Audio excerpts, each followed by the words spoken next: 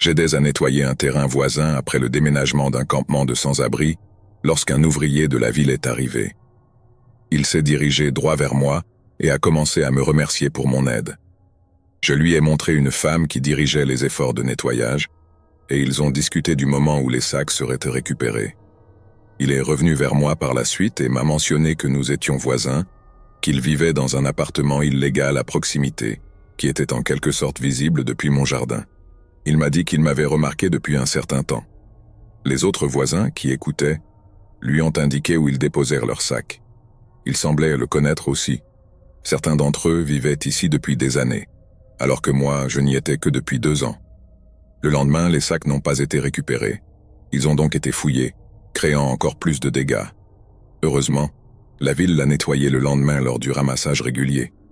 Le gars est revenu à ma porte en disant que l'organisateur communautaire, qui n'était pas moi, devait appeler la ville pour le ramassage, mais qu'il s'en était déjà occupé. Il m'a proposé de m'aider davantage, mais c'était étrange car je ne lui avais jamais demandé d'aide. C'était presque comme s'il était venu juste pour avoir une excuse pour me parler. Lorsqu'il s'est retourné pour partir, j'ai commencé à parler au propriétaire d'à côté, qui effectuait des réparations à proximité. Mais l'employé municipal n'est pas parti tout de suite. Il est resté là, à me regarder sur le trottoir. Tout chez lui soulevait des signaux d'alarme majeurs. Même les autres voisins l'ont remarqué. J'ai commencé à me sentir mal à l'aise et j'ai réalisé que je devais faire plus attention à la façon dont je me présentais dans le quartier. Je suppose que je vais arrêter de porter des soutiens-gorge de sport et des hauts tubulaires dans mon jardin. Cela s'est produit vers l'automne 2020, fin octobre. Un soir, mes 3 amis, Nate, Charles, Jordan et moi, avons décidé de nous retrouver dans un parc local du quartier de Jordan vers minuit pour l'une de nos séances de hotboxing habituelles. C'était notre dernière année de lycée, et avec la pandémie et les troubles politiques qui sévissaient à l'époque, nous étions souvent coincés à la maison, assistions à des cours en ligne et sortions à peine. La plupart des lieux publics étaient enfermés.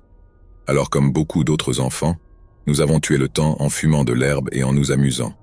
Ces sessions hotbox n'étaient pas nouvelles pour nous, car nous fumions depuis août de la même année, même si j'avais récemment arrêté complètement en raison de problèmes sans rapport.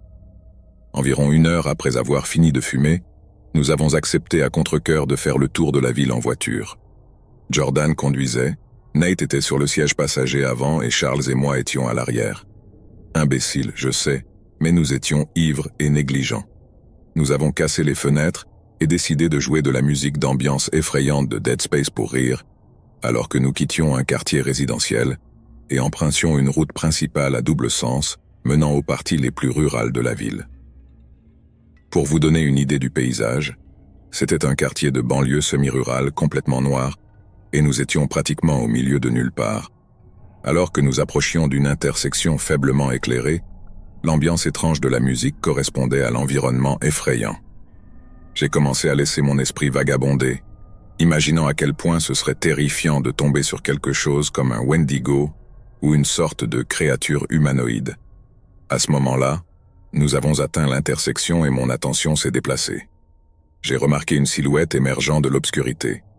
Alors qu'elle se rapprochait du lampadaire, je pouvais voir que c'était une femme en natte vêtue d'un chemisier beige, de talons hauts et d'une tenue élégante. Quelque chose à propos de cela ne semblait pas normal. Qui serait dehors à 1 heure du matin dans une si jolie tenue, au milieu de nulle part? Mon instinct me criait que c'était un mauvais signe. Et juste au moment où je commençais à devenir sobre à cause de la peur, mon pire cauchemar est devenu réalité. La femme a commencé à s'approcher de notre voiture. J'ai paniqué et j'ai crié à Jordan de partir, mais alors que je regardais vers la droite, Nate m'a fait remarquer qu'une autre silhouette, cette fois un homme vêtu de noir, se dirigeait lentement vers notre voiture, à environ 15 pieds de là. Il rampait vers nous par derrière. Charles l'a remarqué aussi et il a commencé à frapper l'épaule de Jordan en panique, en criant « Tourne la voiture, tourne la voiture !» Jordan, toujours confus à cause de l'herbe, s'est finalement mis au garde à vous lorsqu'il a vu que la femme et l'homme étaient pratiquement au-dessus de nous. La femme courait maintenant vers nous en criant « Hé! Aide-moi! S'il vous plaît, arrêtez !» Jordan, complètement paniqué, a poussé la voiture vers la droite, s'éloignant d'eux dans la direction opposée. Nous étions tous nerveux, essayant de donner un sens à ce qui venait de se passer. Même si nous rions encore de l'étrangeté due à notre état d'ébriété, nous ne pouvions pas nous débarrasser de notre peur. Pourquoi la femme était-elle là-bas à ce moment-là? Et quelles étaient les intentions de l'homme en noir? Je n'ai toujours pas d'explication, mais je ne peux m'empêcher de m'interroger. J'ai rencontré un gars sur Tinder et nous avons vraiment commencé à nous sympathiser. Nous discutions depuis quelques semaines et avons même découvert que nous avions quelques amis communs. J'étais assez ivre un soir et je me sentais sociable, alors j'ai décidé d'appeler un Uber chez lui. Une fois sur place, nous avons discuté dehors pendant un moment et avons fini par nous sentir encore mieux en personne. Je lui ai parlé de mes problèmes de santé et il m'a parlé de sa sœur aînée qui était décédée d'une maladie similaire à la mienne. J'étais curieux à propos de sa sœur, mais je ne voulais absolument pas insister. Nous sommes entrés dans sa maison et ça sentait comme si un millier de rats morts pourrissaient sous le plancher. J'étais encore assez ivre, alors j'ai essayé de lui pardonner parce que parfois des animaux meurent sous une maison ou même dans les murs, et on ne peut vraiment rien y faire. J'ai commencé à regarder autour de moi et toute la maison ressemblait à une unité de stockage encombrée. Il m'a emmené dans sa chambre, ce qui semblait plutôt normal, plutôt féminin, mais c'est cool, et nous avons sympathisé. J'ai fini par m'endormir et je me suis réveillé vers 10 heures du matin avec une odeur de mort. J'ai ouvert les yeux, très sobre, et j'ai commencé à regarder autour de moi. J'ai remarqué que seuls des vêtements de fille étaient accrochés dans son placard. J'ai commencé à supposer que j'avais peut-être été trompé, et j'ai vu un classeur noir géant sur sa table de nuit. Lorsqu'il s'est réveillé, j'ai décidé de lui demander en plaisantant ce qu'il y avait dans ce classeur géant. Il s'avère que c'était chaque épisode de Filles d'Or imprimé. Il a dit qu'il l'avait lu au travail et que c'était la seule émission qu'il regarderait jamais. D'accord. Je lui ai demandé ce qu'il faisait dans le cadre de son travail, quelque chose que j'aurais certainement dû savoir à ce stade, et il a esquivé la question. Je me suis assis et j'ai regardé l'oreiller sur lequel je dormais confortablement. Il n'y avait pas de tête d'oreiller et était couvert de ce qui ressemblait à du vieux sang. On aurait dit que du sang avait été craché dessus. J'ai commencé à rassembler les pièces désagréables. J'ai demandé avec autant de sensibilité que possible. « Eh, c'était la chambre de ta sœur?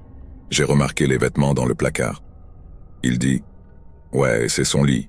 Je n'ai rien changé ni lavé. Ça me fait juste me sentir mieux dans son lit. C'est en fait là que je l'ai tenue quand elle est morte, et tu me rappelles tellement de choses. D'elle. Je t'aime vraiment, vraiment. » Puis j'ai essayé avec désinvolture de me contacter comme s'il ne venait pas de m'annoncer des nouvelles troublantes. Je me sentais immensément désolé pour lui, mais je devais sortir de là. J'ai trouvé une excuse et je suis parti. J'ai décidé de ne pas le fantôme complètement à cause de la peine que je ressentais pour lui. Il était clairement confronté à des choses vraiment sombres. Nous sommes restés en contact pendant quelques semaines jusqu'à ce que j'aille sur l'application Find My Friends et que je remarque qu'il avait clairement pris mon téléphone. Alors que je dormais cette nuit-là et que je partageais ma position avec lui, je l'ai appelé et je suis parti. Ce n'était pas mon premier rodéo avec un type de harceleur, et je n'avais pas affaire à cela. Il m'a dit qu'il ne pouvait pas croire ce que je pensais. Il ferait ça et que je suis une personne vraiment horrible pour l'avoir largué parce que son chat est mort récemment. Je l'ai bloqué après qu'il ait dit cela à propos de son chat combiné avec sa tendance à s'accrocher aux choses. Je me demande vraiment ce que c'est. L'odeur l'était en fait, espérons que non. Et j'espère qu'il obtiendra de l'aide. Je ne veux plus jamais le revoir. J'ai une sœur aînée adoptive, Julie. Mes parents pensaient qu'ils ne pouvaient pas avoir d'enfant, alors ils l'ont adoptée, et 1 an plus tard, ils m'ont eu. J'ai toujours su que Julie avait été adoptée, mais cela ne m'a jamais dérangé. Elle était juste ma grande sœur faisant autant partie de la famille que moi. Cependant, je pouvais toujours dire que quelque chose n'allait pas chez elle. Elle a 10 ans de plus que moi, donc quand elle était adolescente, j'étais encore un enfant, mais même très jeune, je pouvais dire qu'elle avait de graves problèmes de santé mentale. Elle passait beaucoup de temps seule dans sa chambre, sautait l'école, buvait de l'alcool et fumait de l'herbe. J'ai été élevé dans l'idée que c'était des choses que je ne devrais pas faire, mais Julie les a quand même faites. Elle portait toujours des manches longues autour de moi, et quand je la voyais sans elle, j'ai remarqué des cicatrices sur ses bras et ses jambes. Je ne comprenais pas vraiment de quoi il s'agissait à l'époque, mais j'ai fini par le découvrir. Une nuit, quand j'avais 8 ans, je l'ai surprise en tenant le pistolet de notre père dans la bouche. Nous avons tous les deux fondu en larmes et j'ai réussi à l'en dissuader. Je me souviens avoir demandé à des adultes pourquoi elles feraient une chose pareille, mais on m'a toujours répondu que j'étais trop jeune pour comprendre. Les années ont passé et nous avons tous deux vieilli. Un soir, alors que nous avions tous les deux l'âge légal pour boire, nous traînions dans son appartement, discutions et prenions un verre. Elle m'a rappelé l'époque où je lui avais sauvé la vie, et j'ai admis que je n'avais jamais vraiment compris ce qui lui arrivait à l'époque. Elle a fait une pause, puis m'a demandé « Personne ne vous a jamais dit ce qui s'est passé avec mes parents biologiques ?» J'étais abasourdi. Je m'étais interrogé sur son passé, mais je n'avais jamais pensé à lui poser la question. Elle m'a raconté que Julie était née de parents toxicomanes qui vivaient dans une maison sale et en ruine, sans eau courante ni appareils électroménagers fonctionnels. Ses deux parents étaient physiquement violents, mais son père était le pire. Il battait sa mère jusqu'à ce qu'elle perde connaissance, puis il lui faisait des choses indescriptibles sous le regard de Julie. Finalement, il a également commencé à maltraiter Julie. Elle a été forcée de regarder ses parents la prostituer auprès d'autres personnes pour l'argent de la drogue. Julie n'était pas autorisée à aller à l'école, elle n'avait donc aucun moyen de s'échapper. Julie se souvient que son père l'agressait la nuit pendant que sa mère, trop défoncée pour intervenir, se contentait de la regarder. Le traumatisme s'est aggravé lorsqu'elle avait 7 ans et ses parents ont commencé à la vendre à d'autres hommes pour de l'argent. Julie se souvient très bien des abus, et je n'entrerai pas dans les détails, c'était bien trop horrible. Une nuit, la police a frappé à leur porte et son père a craqué. Il a saisi un couteau de cuisine et a poignardé sa mère à plusieurs reprises à la poitrine. Julie se souvient des flics qui avaient enfoncé la porte et s'étaient attaqués à son père. L'un des policiers l'a attrapé et a essayé de lui couvrir les yeux pour l'empêcher de voir le corps de sa mère. Julie a été emmenée dans un hôpital pour enfants et a appris plus tard que sa mère était décédée, tandis que son père a été condamné à la prison à vie. Il s'est suicidé quelques années après le début de sa peine. J'étais sous le choc. J'ai vomi, en partie à cause de l'alcool, mais surtout parce que j'étais écœuré par ce qu'elle avait vécu. Depuis 21 ans, je connaissais Julie, mais je n'avais aucune idée de son passé. Je me suis toujours demandé pourquoi elle avait agi ainsi, mais maintenant je comprenais la profondeur de son traumatisme. Cela fait quelques mois que j'ai appris la vérité, et j'ai un tout nouveau niveau de respect pour elle. Malgré tout ce qu'elle a enduré, elle a grandi pour devenir l'une des personnes les plus fortes et les plus résilientes que je connaisse. Elle m'a défendu lorsque j'ai été victime d'intimidation à l'école, m'a réconforté dans mes relations au lycée, et nous avons même passé des heures à jouer à Super Smash Bros ensemble. Ces moments comptent bien plus pour moi maintenant. Je suis reconnaissante que mes parents aient choisi de l'adopter et de lui donner une seconde chance dans la vie. Je ne pouvais pas demander une meilleure grande sœur. Il y a presque 3 ans, quand j'avais 17 ans, je me suis retrouvé dans une situation très familière et difficile. À ce moment-là, je m'étais habitué à faire face aux difficultés. Tout ce que j'avais, c'était ma mère. Mais elle avait ses propres difficultés personnelles qui l'empêchaient de conserver un emploi stable.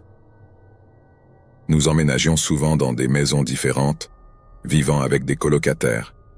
Nous n'avons jamais vraiment eu un chez-soi solide, à l'exception de quelques instants de courte durée. Cette instabilité constante a fait que lorsque j'ai eu 17 ans, nous avons été à nouveau confrontés à la possibilité de nous retrouver sans abri. À ce moment-là, j'avais passé plus de nuits dans la rue que je ne voulais l'admettre. C'était devenu une sorte de seconde nature pour moi. Le jour où nous avons dû quitter la maison de notre colocataire, ma mère avait la possibilité de rester dans la caravane de son copain, mais je ne voulais pas l'accompagner. Je m'étais éloigné de mes amis parce que je réalisais qu'ils n'étaient pas sains pour moi et je ne voulais pas gêner sa relation. Bizarrement, je m'étais habitué à la vie dans la rue.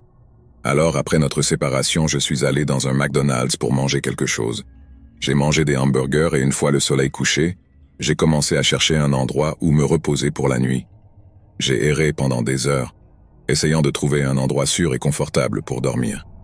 Tout semblait aller mal. Trop chaud, trop lumineux ou plein de moustiques. C'est alors que je me suis souvenu d'une maison en construction. Ce n'était pas encore terminé, mais c'était presque terminé. Les fenêtres et les portes étaient toutes en place, empêchant les insectes d'entrer. J'ai décidé d'entrer par l'arrière, comme je l'avais fait auparavant, et je suis monté à l'étage.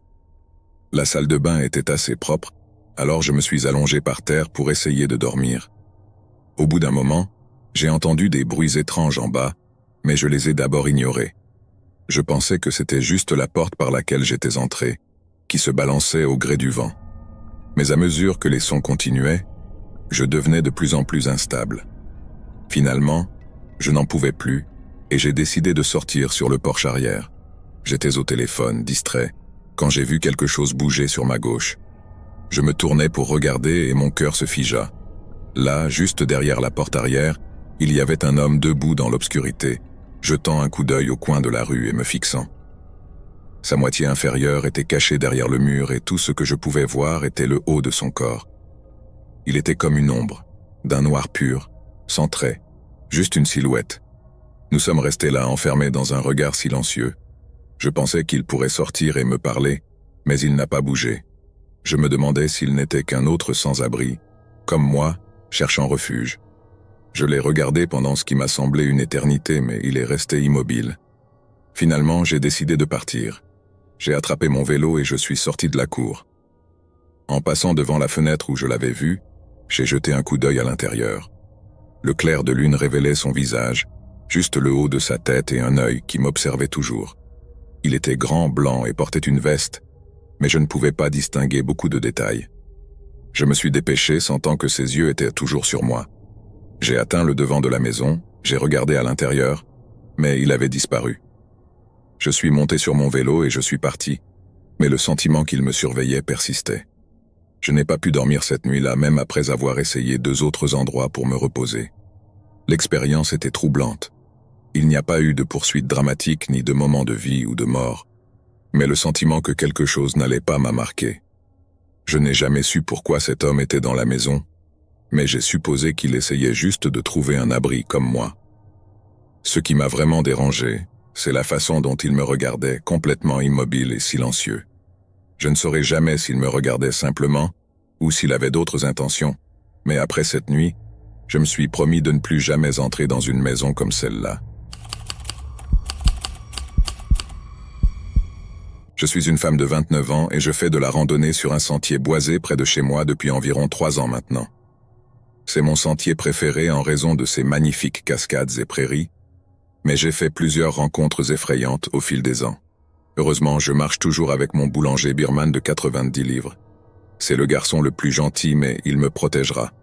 La première rencontre a eu lieu il y a 3 ans, en hiver, alors que je gravissais une colline, et Baker s'est mis à grogner comme je ne l'avais jamais entendu auparavant. J'ai regardé autour de moi et j'ai réalisé qu'il y avait un homme dans l'ombre des bois qui nous regardait. Quand je l'ai remarqué, il a commencé à marcher lentement vers nous, la tête couverte. J'ai dit bonjour, comme d'habitude, et il n'a pas répondu. J'ai continué à marcher et j'ai eu le sentiment que je devrais faire demi-tour. Ce faisant, j'ai réalisé qu'il avait fait demi-tour sur le sentier, au milieu d'une colline, ce qui n'est donc pas un point de retournement courant. Mais une fois qu'il m'a vu, il s'est dirigé vers les bois et a regardé la vallée tout en serrant un arbre dans ses bras. Rien de bien fou, mais c'était juste très décalé. À peu près à la même époque, 1 an plus tard, Baker et moi marchions sur le même sentier, et encore une fois, Baker se met à grogner. Il est généralement très excité de rencontrer quelqu'un ou quelque chose. J'ai réalisé qu'il semblait y avoir le même homme qui nous regardait dans l'ombre, mais j'ai pensé que peut-être Baker lui avait juste fait peur, alors il se tenait loin de nous attendant de traverser le pont. Sinon, il aurait facilement pu continuer à marcher le long du sentier au lieu de nous attendre. Nous avons traversé le pont et continué à marcher. J'ai de nouveau eu le sentiment que je devrais me retourner. Quand je l'ai fait, j'ai réalisé qu'il était derrière nous, donc il n'avait aucune raison d'attendre que nous traversions le pont. Je me suis assis avec Baker à mes côtés, et j'ai sorti mon téléphone tout en précisant que je l'avais vu, sans le regarder, juste en regardant dans sa direction. Il s'est arrêté lorsque je me suis retourné, même si j'étais hors du sentier et ne gênais pas son chemin, mais il a continué à marcher après que j'ai sorti mon téléphone. J'ai commencé à revenir et j'ai trouvé un gros bâton qu'il avait laissé, qui avait été aiguisé avec un couteau pour en faire une lance. J'ai pris cette lance et j'ai continué à marcher tout en regardant autour de moi tout le temps. Je sais maintenant que j'aurais dû le signaler à ce stade, mais je me suis juste convaincu que j'étais paranoïaque. Environ 1 an plus tard, en hiver, je marche sur le même chemin. C'était peut-être stupide, mais j'ai pris 1 an de congé et je me suis encore une fois convaincu que j'étais paranoïaque. Il neigeait et les sentiers étaient pour la plupart vides, et j'ai soudainement vu un groupe d'arbres au visage renfrogné fait de neige, même si je n'avais vu personne sur le sentier à des kilomètres à la ronde. Baker recommence à grogner contre quelque chose dans les bois que je ne peux pas voir, alors nous nous retournons. Je ne l'ai pas signalé parce que je pensais que cela ne serait jamais pris au sérieux. Puis aujourd'hui, quelques mois plus tard, je marche le long du sentier et je trouve un arbre avec « Je te vois » écrit à la craie. J'ai immédiatement ressenti une sensation étrange. J'ai fait demi-tour et je l'ai signalé aux gardes du parc et à la police. Aucune mise à jour. Je travaille avec les gardes du parc pour garder un œil ouvert. Après avoir partagé dans mes groupes de randonnée sur Facebook, plusieurs femmes ont vécu des expériences similaires au même endroit. Une femme a été traquée par un homme en habit de neige complet à la mi-juillet sur ce sentier.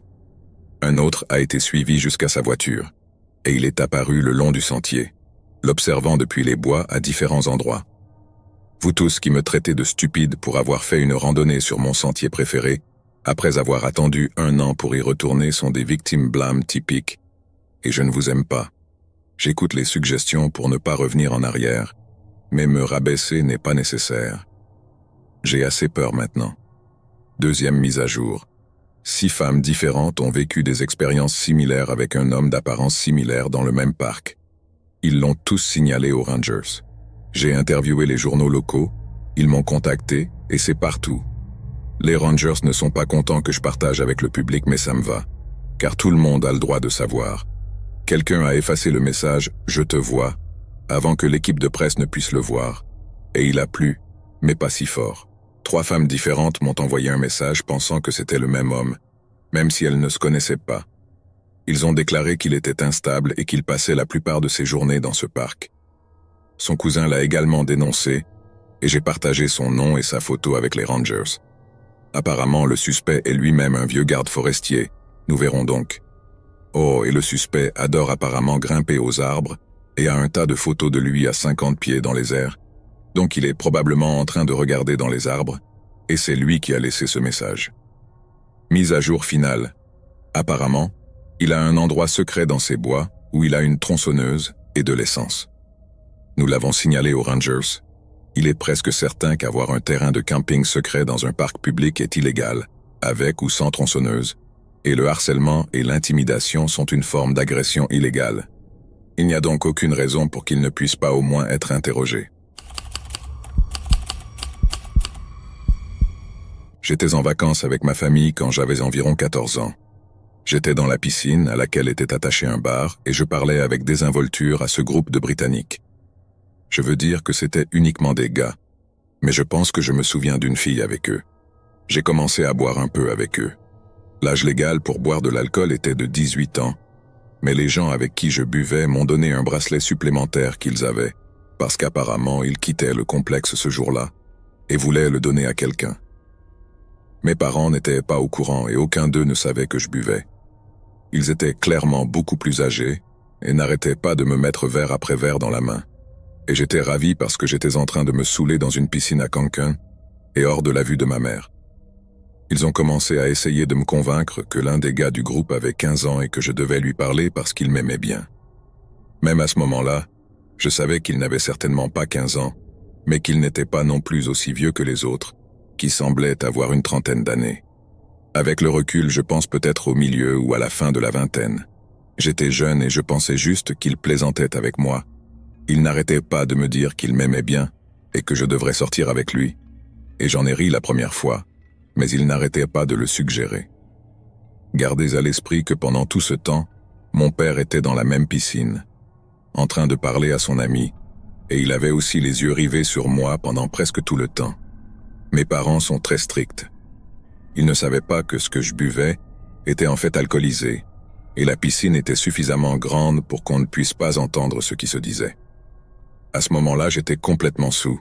C'était la première fois que j'étais sérieusement ivre. Je ne me souviens même pas d'avoir quitté la piscine avec ce type en essayant de me dire qu'il avait 15 ans, mais apparemment mon stupide moi l'a fait, parce que je me souviens avoir pensé qu'il était mignon. Le complexe est immense, et je ne sais pas comment je ne me souviens pas d'avoir parcouru tout cela sans m'en souvenir. Je me demande de quoi nous avons parlé.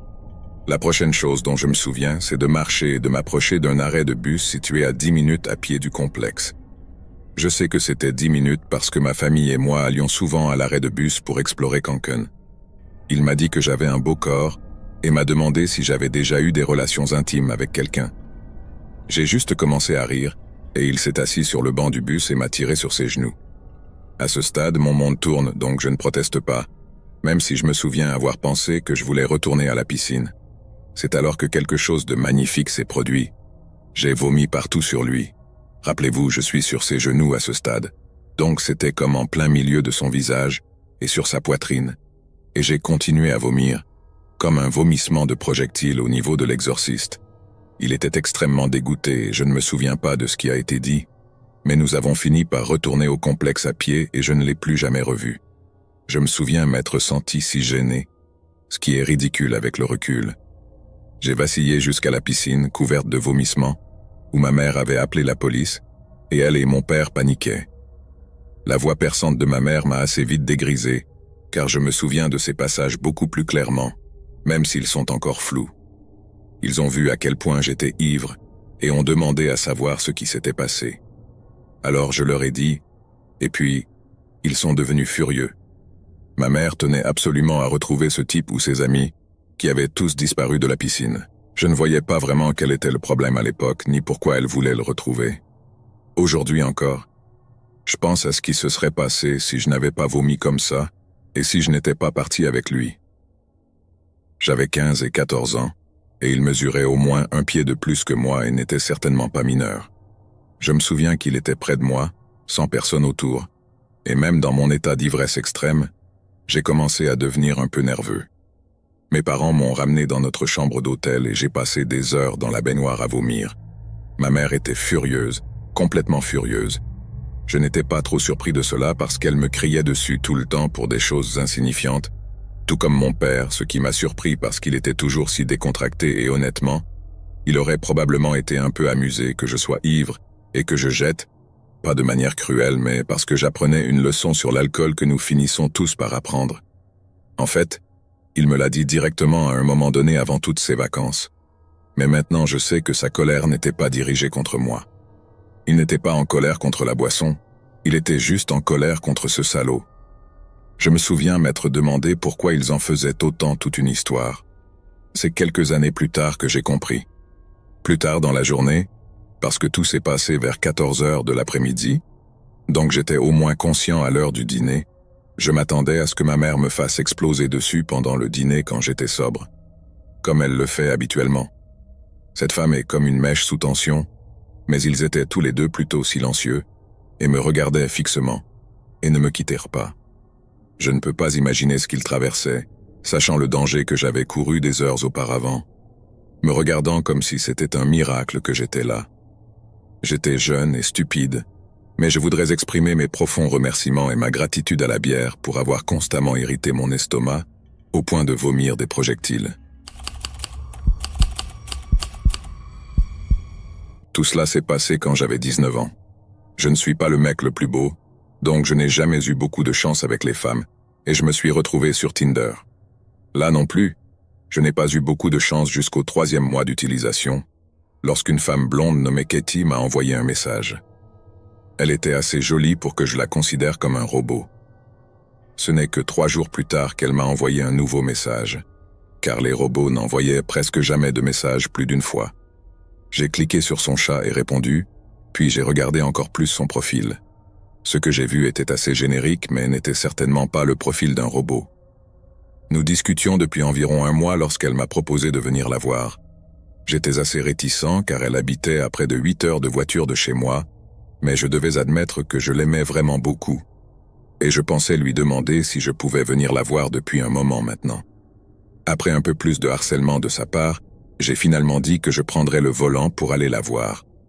À ce stade, je n'avais aucune raison de douter qu'elle soit celle qu'elle prétendait être. Nous discutions par vidéo toutes les 2 semaines et appelions presque tous les jours. J'ai juste supposé que j'avais vraiment de la chance. Cependant, les choses sont devenues un peu bizarres sur le chemin. Elle n'arrêtait pas de m'envoyer des messages pour me demander où j'étais et s'assurer que je venais toujours. À certains moments, alors que je mettais plus de 30 minutes à répondre, elle m'envoyait une multitude de textes ennuyeux. Certes, J'avais attribué tout cela au fait qu'elle était nerveuse à l'idée que je vienne la voir. J'étais aussi assez nerveux, donc je ne pouvais pas lui en vouloir. Au début, j'ai eu du mal à trouver la maison. Les directions qu'elle m'a données étaient assez déroutantes, et nous étions de retour à travers une série de chemins de gravier et de terre et un grand bosquet d'arbres. Il était encore environ midi lorsque j'arrivais devant une vieille maison. Une fenêtre du 2e étage était condamnée, mais elle ne semblait pas abandonnée, juste en mauvais état. Le buggy rouge de Katie, dont elle aimait parler, était garé devant le garage. J'ai sorti mon téléphone et lui ai envoyé un texto pour lui dire que j'étais là. Elle n'a envoyé qu'un visage souriant en retour. Lorsque je suis sorti de ma voiture pour aller frapper à la porte, j'ai remarqué que quelqu'un me regardait depuis l'une des fenêtres du 2e étage. J'ai trouvé ça un peu effrayant, mais j'ai pensé que c'était juste son père ou quelque chose comme ça. Elle m'avait dit qu'il venait chez elle de temps en temps, alors je l'ai ignoré et j'ai frappé à sa porte. Elle a répondu avec un sourire et m'a même donné un baiser, ce qui m'a surpris, et je l'ai suivi à l'intérieur. Nous nous sommes assis sur son canapé et avons commencé à parler de ses projets lorsque je lui ai posé des questions sur son père. « Tu ne m'as pas dit que ton père était là ?» dis-je. « Est-ce que ça allait être une surprise ?» Katie avait l'air confuse et m'a dit que son père n'était pas là. Je pensais toujours qu'elle continuait à agir ainsi et je lui ai dit qu'elle n'était pas obligée de continuer à faire semblant, que je l'avais vue me regarder par la fenêtre de l'étage. Katie est devenue pâle et a dit que nous devions sortir de là maintenant. Nous avons tous les deux couru vers nos voitures, et quand je l'ai interrogée, elle m'a informé que son père n'était pas là, et qu'elle était seule à la maison jusqu'à mon arrivée. J'ai appelé la police et pendant que j'étais au téléphone pour donner l'adresse, Katie a halté et a montré la fenêtre où j'avais vu le gars pour la dernière fois. Il nous regardait encore par la fenêtre. Je l'ai mieux observé, et il semblait plus âgé et fragile, presque comme s'il n'avait rien mangé depuis un moment. Il a quitté la fenêtre après avoir vu que nous le voyions. La police a mis une demi-heure à arriver, et pendant tout ce temps, Katie pleurait et marmonnait à quel point elle était idiote de ne pas garder ses portes verrouillées. Lorsque la police est finalement arrivée, l'une d'entre elles a commencé à nous poser des questions, à moi et à Katie, pendant que les deux autres fouillèrent la maison. Ils sont revenus un peu plus tard et nous ont dit qu'ils n'avaient trouvé personne, mais ils ont constaté que la porte arrière était restée ouverte. Qui que ce soit s'était enfui dans les bois, mais les flics étaient sûrs que la maison était vide. Après le départ des flics, elle m'a demandé de passer la nuit parce qu'elle avait trop peur pour être seule chez elle en ce moment. Je l'ai fait avec plaisir, et nous avons dormi en bas sur le canapé car son lit était dans la chambre à côté de celle dans laquelle se trouvait l'homme. Elle avait également sorti le fusil de chasse que son père lui avait offert, mais elle ne s'en était jamais servie. Je lui ai dit que tout allait bien et que l'homme était parti, mais elle a insisté en disant qu'elle se sentirait plus en sécurité sans ça. Je suis content qu'elle l'ait fait. Plus tard dans la nuit, j'étais encore bien éveillé en train de regarder la télévision. Katie avait réussi d'une manière ou d'une autre à s'endormir dans la cuisine lorsque j'entendis le bruit d'une poignée de porte qu'on tournait. À ce stade, je n'avais même pas peur, j'étais juste énervé. J'ai allumé la lumière dans la cuisine et j'ai pointé le pistolet sur la porte de la cuisine, et il était là, le gars qui était déjà venu dans la maison debout de l'autre côté de la porte vitrée. Il avait l'air choqué et je suis content que nous ayons verrouillé la porte. Il s'est dégelé et a de nouveau couru dans les bois. J'ai réveillé Katie, je lui ai raconté ce qui s'était passé et j'ai de nouveau appelé la police. Quand ils arrivèrent, ils balayèrent les bois et ne trouvèrent plus personne. Ils ont dit à Katie et moi que ce serait probablement une bonne idée de rester ailleurs pour la nuit. Nous avons dit au revoir. Elle allait rester chez son amie et je rentrais chez moi. Je suis parti un peu plus tard après elle. J'étais au téléphone avec mon frère et lui racontais ce qui s'était passé lorsque mes phares étaient allumés pendant que je parlais. Quelque chose a attiré mon attention. Cet homme se tenait au coin de la maison et me regardait. Je l'ai sorti de là et je n'ai même pas pris la peine d'appeler à nouveau la police, mais j'ai envoyé un texto à Katie et elle a dit qu'elle allait les rappeler. Je ne pense pas que Katie soit jamais retournée seule dans cette maison. L'un de mes premiers vrais emplois a été celui d'agent de sécurité de nuit autour de Barry, une ville située juste au sud-ouest de Cardiff. C'était une greffe facile pour la plupart, et mis à part quelques accidents évités de justesse avec des enfants jetant des pierres, je risquais davantage de me faire surprendre en train de dormir au travail que d'être attaqué, ou quoi que ce soit du genre. C'est parce que tous les endroits que je gardais étaient ce qu'on pourrait appeler des gardes à faible risque, J'étais un jeune garçon à peine sorti de l'école avec très peu d'expérience du monde du travail, donc mes patrons n'étaient pas pressés de me confier trop de responsabilités. Du coup, j'ai eu tous les chantiers avec des roues d'entraînement, essentiellement des bâtiments condamnés et des chantiers vacants. J'ai eu toutes sortes d'emplois, et comme il n'y avait pratiquement rien de valeur sur aucun d'entre eux, il n'y avait pratiquement aucun risque pour moi ou pour quiconque les gardait. Les seuls véritables incidents que j'ai eus au cours de ma brève carrière dans la sécurité étaient les suivants. Premièrement, les idiots que j'ai trouvés en train d'essayer de voler du fil de cuivre, qui ont couru dès mon apparition. Deuxièmement, les drogués à la recherche d'un endroit où se tirer dessus, qui se sont à nouveau enfuis dès que j'ai émergé.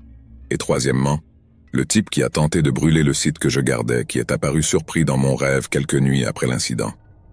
C'est le numéro 3 qui constitue l'histoire que je m'apprête à vous raconter aujourd'hui. J'étais de garde dans une ancienne école spécialisée qui avait été désignée pour démolition, un endroit appelé Greenways. L'intérieur étant jugé dangereux, j'ai été affecté dans une cabine de porteur située dans ce qui était autrefois le parking de l'école. Cela avait été une autre garde facile. Rien d'événementiel ne s'est produit pendant des semaines. Puis, sorti de nulle part, une nuit, j'ai entendu un grand bruit venant de l'école. Soit quelqu'un vandalisait les lieux, soit y pénétrait par effraction pour une raison quelconque, et l'une ou l'autre explication nécessitait une réponse de ma part. Alors je me suis levé, je suis sorti de la cabine avec ma grosse lampe torche, qui aurait pu servir d'arme de mêlée, et je me suis préparé à affronter celui qui endommageait ma garde. Comme j'aurais pu le mentionner, la plupart des gens se précipitent dès qu'ils voient une sorte d'agent de sécurité. Donc je n'étais pas si inquiet, mais certainement un peu inquiet une fois que j'ai vu que qui que ce soit s'était frayé un chemin dans le bâtiment via l'ancien porte d'entrée. Cela signifiait que je devais entrer dans une vieille école sombre et patrouiller dans les couloirs à la recherche de ceux qui y étaient entrés par effraction. Je n'étais pas un de ces gardes qui prenaient les choses personnellement ou qui laissaient les choses faire monter leur tension artérielle, mais je ne le faisais vraiment pas. Je n'imaginais pas que cette personne allait me faire ramper dans les couloirs comme dans un putain de film d'horreur, braquant ma torche dans les pièces et attendant cette inévitable frayeur de saut. Mais dès que je suis entré, j'ai su qu'avoir un peu peur était le moindre de mes soucis car la seule odeur que je pouvais sentir était l'essence. Il n'a même pas fallu longtemps pour trouver la personne. Nous nous sommes croisés dans un couloir peut-être seulement 1 minute environ après mon arrivée. Dans une main, il portait un jerrycan, dans l'autre un couteau. Évidemment, je voulais savoir ce qu'il faisait en renversant de l'essence partout, mais le couteau retenait toute mon attention. J'ai commencé à reculer, gardant le faisceau de ma torche sur le couteau, et en disant des choses comme « Il n'y a aucune raison que quelqu'un soit blessé, mon pote. Je ne représente aucun danger. Laisse-moi simplement partir. » Je savais qu'une fois sorti, je pourrais appeler la police et ainsi de suite. Mais bon sang, voir cette lame m'a complètement fait s'effondrer. D'après le peu que j'ai vu de lui, je pouvais dire que la personne en face de moi était un soldat, peut-être dans la trentaine ou au début de la quarantaine, et à part le grand couteau ensanglanté dans ses mains, il ressemblait à un mec moyen. Il avait l'air aussi effrayé par moi que moi par lui, et tout ce qu'il a dit alors que je reculais était « N'essayez pas de m'arrêter ». Je lui ai dit que je ne rêverais pas d'une telle chose, et qu'il devrait faire très attention en jetant un liquide inflammable comme ça, surtout dans un vieux bâtiment en bois.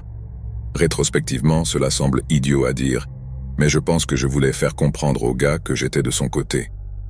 Je voulais donner l'impression que j'avais aussi sa sécurité à l'esprit, même si la seule chose à laquelle je pouvais penser était de sortir de là et d'appeler 9h. Il n'a pas répondu à mon premier commentaire. Il a simplement continué à arroser les murs et le sol d'essence et à avancer dans le couloir.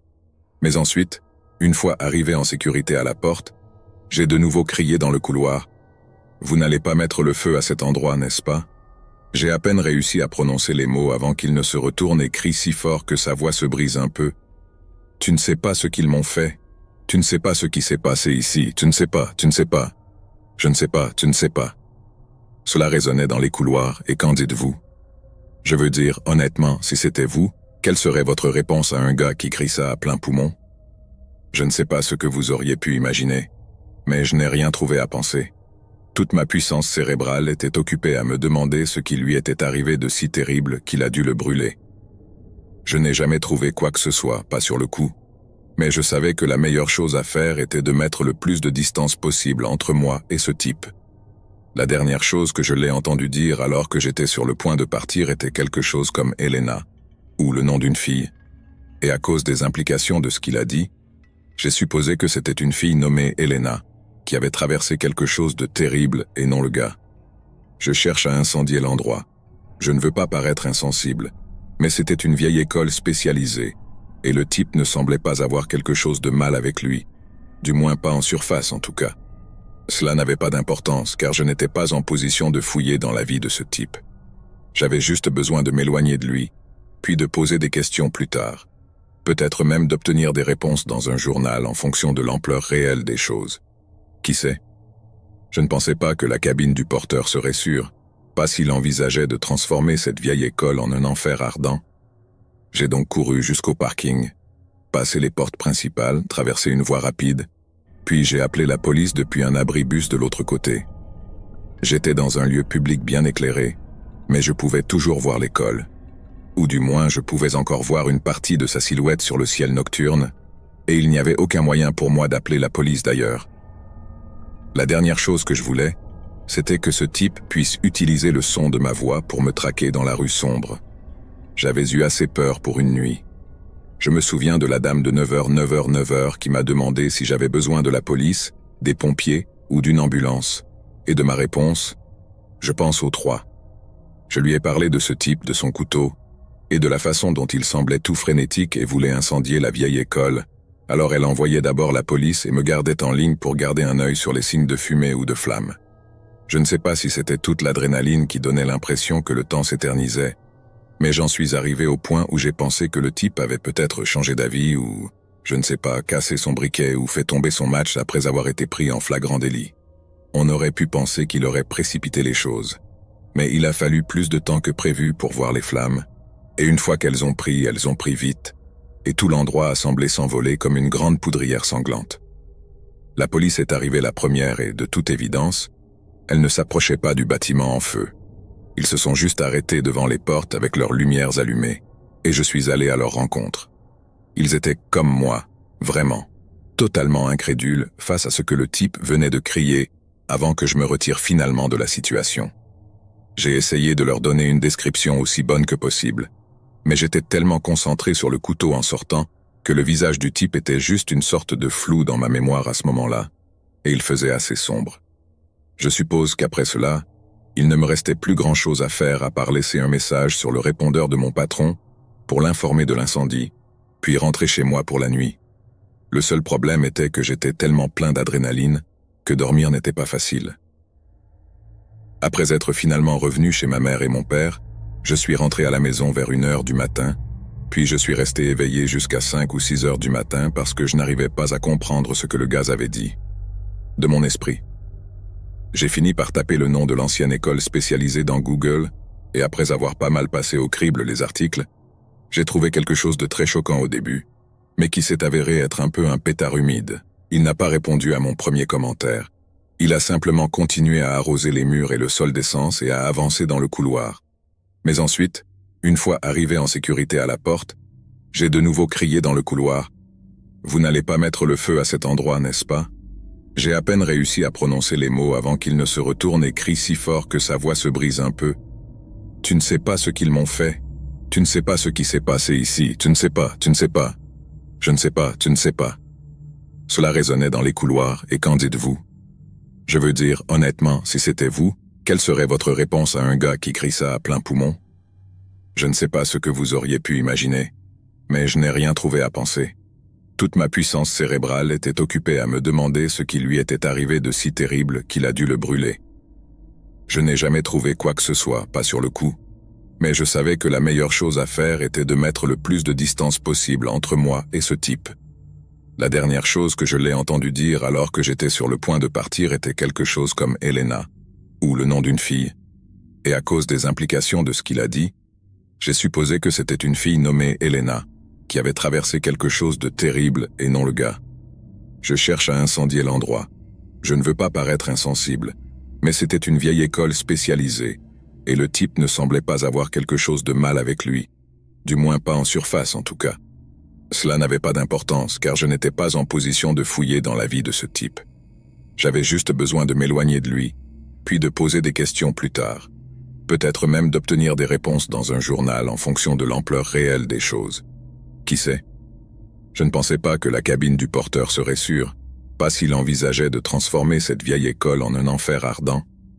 J'ai donc couru jusqu'au parking, passé les portes principales, traversé une voie rapide, puis j'ai appelé la police depuis un abribus de l'autre côté. J'étais dans un lieu public bien éclairé, mais je pouvais toujours voir l'école. Ou du moins je pouvais encore voir une partie de sa silhouette sur le ciel nocturne, et il n'y avait aucun moyen pour moi d'appeler la police d'ailleurs. La dernière chose que je voulais, c'était que ce type puisse utiliser le son de ma voix pour me traquer dans la rue sombre. J'avais eu assez peur pour une nuit. Je me souviens de la dame de 9h qui m'a demandé si j'avais besoin de la police, des pompiers ou d'une ambulance, et de ma réponse, je pense aux trois. Je lui ai parlé de ce type, de son couteau, et de la façon dont il semblait tout frénétique et voulait incendier la vieille école, alors elle envoyait d'abord la police et me gardait en ligne pour garder un œil sur les signes de fumée ou de flamme. Je ne sais pas si c'était toute l'adrénaline qui donnait l'impression que le temps s'éternisait, mais j'en suis arrivé au point où j'ai pensé que le type avait peut-être changé d'avis ou, je ne sais pas, cassé son briquet ou fait tomber son match après avoir été pris en flagrant délit. On aurait pu penser qu'il aurait précipité les choses, mais il a fallu plus de temps que prévu pour voir les flammes, et une fois qu'elles ont pris vite, et tout l'endroit a semblé s'envoler comme une grande poudrière sanglante. La police est arrivée la première et, de toute évidence, elle ne s'approchait pas du bâtiment en feu. Ils se sont juste arrêtés devant les portes avec leurs lumières allumées, et je suis allé à leur rencontre. Ils étaient comme moi, vraiment, totalement incrédules face à ce que le type venait de crier avant que je me retire finalement de la situation. J'ai essayé de leur donner une description aussi bonne que possible, mais j'étais tellement concentré sur le couteau en sortant que le visage du type était juste une sorte de flou dans ma mémoire à ce moment-là, et il faisait assez sombre. Je suppose qu'après cela, il ne me restait plus grand-chose à faire à part laisser un message sur le répondeur de mon patron pour l'informer de l'incendie, puis rentrer chez moi pour la nuit. Le seul problème était que j'étais tellement plein d'adrénaline que dormir n'était pas facile. Après être finalement revenu chez ma mère et mon père, je suis rentré à la maison vers 1h du matin, puis je suis resté éveillé jusqu'à 5 ou 6 heures du matin parce que je n'arrivais pas à comprendre ce que le gaz avait dit. De mon esprit. J'ai fini par taper le nom de l'ancienne école spécialisée dans Google, et après avoir pas mal passé au crible les articles, j'ai trouvé quelque chose de très choquant au début, mais qui s'est avéré être un peu un pétard humide. L'été de mes 27 ans, mon petit ami de 3 ans m'a invité à passer une semaine chez ses parents. Ils partaient en vacances d'1 mois à travers l'Europe, alors ils lui ont demandé de s'occuper de leur maison pendant leur absence. L'une des principales raisons était qu'ils avaient besoin de quelqu'un pour s'occuper de Buster, leur beagle de 7 ans. Alors au lieu de rester là toute seule, mon copain m'a demandé de venir lui tenir compagnie. C'était super amusant d'avoir toute cette intimité, et c'était aussi assez émouvant de voir comment les choses pourraient se passer si nous restions ensemble et atteignions nos objectifs de carrière. C'était aussi l'été, et comme nous étions tous les deux enseignants, aucun de nous n'avait d'engagement ou quoi que ce soit du genre. Ainsi, pendant que les parents de Jay étaient en Europe, nous avions notre propre petite station juste là, dans la maison où il a grandi. Nous sommes donc retournés chez ses parents, avons passé du temps ensemble, discuté de manière ludique pour savoir où commander des plats à emporter, et avons généralement passé un bon après-midi ensemble. Le dîner était génial. J'ai gagné avec ma suggestion de plats coréens et encore une fois, tout le monde s'est bien amusé. Comme nous étions enseignants, nous étions simplement conditionnés à nous coucher tôt. Alors, après quelques verres de vin et un peu de Big Bang Theory, je m'en fiche si tu détestes ça, Joe, je vais me battre. Nous avons pris une douche ensemble, puis nous nous sommes endormis. Comme je l'ai mentionné plus tôt, nous nous occupions de Buster, le vieux beagle que j'en étais venu à adorer absolument. À cette période de mon séjour, il était tellement détendu et amical avec tout le monde, et je jure que je n'ai jamais vu un chien aussi affamé de fromage. Jason a raconté qu'une fois, lorsque Buster était un jeune chien, il avait mangé tellement de fromage qu'il avait vomi, puis avait essayé de manger son propre vomi de fromage une fois qu'il avait fini de vomir. Je ne pense pas avoir jamais entendu quelque chose d'aussi dégoûtant dans ma vie, mais pour une raison quelconque, cela m'a fait aimer encore plus ce chien stupide. Et je dis idiot, mais Buster était apparemment devenu plutôt intelligent avec l'âge. Chaque fois qu'il avait besoin d'aller aux toilettes, il se dirigeait simplement vers les portes-fenêtres arrière de la maison, s'asseyait, puis vous regardait et gémissait. Si vous ne vous leviez pas immédiatement pour le laisser sortir dans la cour, il commencerait à gratter la porte comme pour dire « Ouvre-la, humain ». C'était mignon mais aussi très poli de sa part, non seulement de faire caca et ensuite de dire « Oups ». Quoi qu'il en soit, ce jeudi soir-là, je me souviens de m'être réveillé et d'avoir vraiment eu besoin de faire pipi, mais quand j'étais dans la salle de bain, j'ai entendu Buster pleurnicher. Il n'y avait pas de grattement, juste une sorte de gémissement. Alors après avoir fini de faire pipi, j'ai pensé que j'allais laisser Buster faire le sien. Mais alors que j'arrivais en haut des escaliers, je l'ai vu là dans son lit pour chien, pas près de la porte mais pleurnichant quand même. Il n'était pas non plus allongé dans son lit comme il le ferait habituellement 23 heures par jour, il était juste assis dedans. Il n'y avait qu'une petite lumière qui descendait du couloir dans lequel je me trouvais, mais je pouvais le voir me regarder comme il le ferait s'il avait besoin d'aller aux toilettes. Alors je suis descendu et j'ai dit « Quoi de neuf, mon pote ?» Et juste au moment où je suis arrivé à lui, il a tourné la tête pour regarder quelque chose dans la salle de télévision, et il a continué à me regarder jusqu'à ce que je regarde aussi dans la direction où il regardait. Là, assis sur l'un des deux canapés qui se faisaient face, se trouvait un homme portant des vêtements sombres et un masque de ski. Avant que je puisse réagir, il a pointé une arme sur moi et m'a fait signe du canapé devant moi, puis m'a dit de m'asseoir. C'était comme si je n'avais plus le contrôle de mon propre corps. Je savais que je ne devrais pas faire ce qu'il me disait. Je savais que je devais courir, crier ou essayer de me cacher, n'importe quoi pour éviter d'être à portée de bras du gars. Mais j'ai quand même fait ce qu'il m'a dit, et je me suis assis sur le canapé. J'ai essayé de parler, j'ai essayé de lui dire que nous ferions n'importe quoi s'il ne voulait pas nous faire de mal. Mais il m'a interrompu et m'a demandé « Est-ce que Jason est là ?» Le fait qu'il connaissait mon petit ami par son nom, je ne peux même pas décrire à quel point cela m'a terrifié. S'il s'agissait simplement d'une effraction aléatoire, il pourrait au moins se contenter d'un peu d'argent ou d'objets de valeur ou quelque chose comme ça. Mais connaître Jay par son nom signifiait que c'était personnel. J'ai fait la seule chose que je pouvais. J'ai menti et secoué la tête. Je me souviens à quel point les yeux du gars étaient sombres dans la pénombre et comment ils n'ont jamais cligné des yeux.